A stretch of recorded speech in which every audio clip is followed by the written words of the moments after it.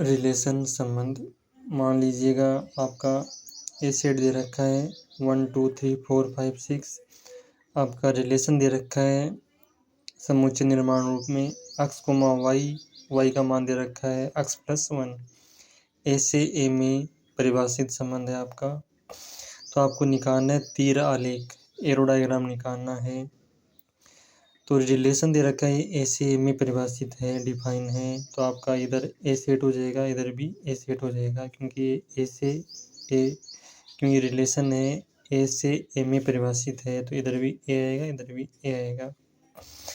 आपका समुच्चय ए है, इसमें दे रखा है 1 से 6 तक। तो आ जाएगा 1 2 3 4 5 6। इधर भी आ जाएगा 1 2 3 4 5 6। अब रिलेशन परिभाषित दे रखा है कि y का मान होगा वो x से एक ज़्यादा होगा। अगर मान लीजिए x का मान मैंने 1 ले लिया, x का मान 1 ले लिया तो y का मान आ जाएगा 2।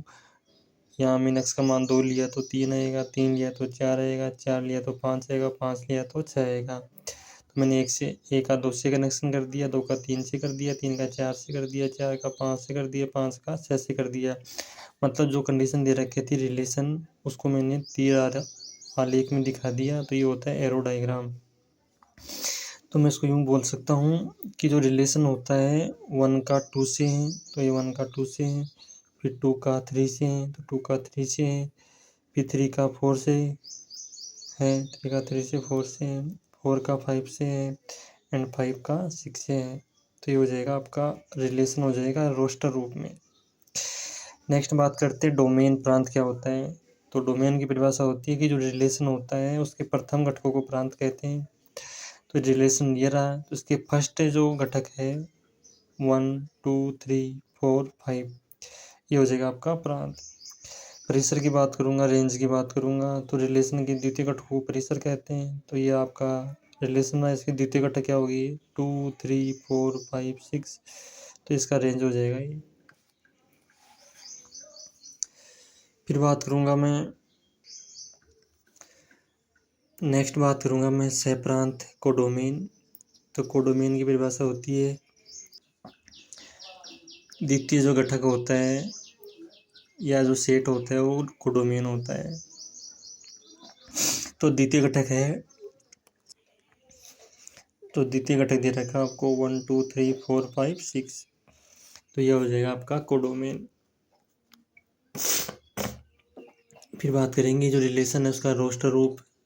तो रोस्टर रूप तो यही होता है जो आपने एरो डायग्राम लिखा है, इससे आपने रिलेशन दिखा दिया, ऐसे ये रिलेशन है। तो ये होता है रोस्टर रूप 1 का 2 से, 2 का 3 से, 3 का 4 से, 4 का 5 से, 5 का 6 से, ये आपका रोस्टर रूप हो जाएगा। संबंध का समुच्चय निर्माण रूप क्या होता है, जो दे रखा है ये आपका समुच्चय निर्माण रूप हो गया x, y बराबर x+1। ये आपका समुच्चय निर्माण रूप होता है रिलेशन। फिर नेक्स्ट बात करेंगे संबंधों की कुल संख्या का फॉर्मूला होता है 2 की पावर pq। p का मतलब होता है ए समुच्चय में अवयवों की संख्या, q का मतलब होता है b समुच्चय में अवयवों की संख्या। तो यहाँ अगर मान लीजिए मैंने दे रखा है ए सेट दे रखा है, बी सेट दे रखा है, तो टोटल संबंधों की संख्या हो जाएगा 2 की पावर pq। p का मान दे रखा है 2, q का मान दे रखा है 2, तो 2 की पावर 4। फिर नेक्स्ट और लास्ट बात करेंगे संबंध का प्रतीकात्मक रूप।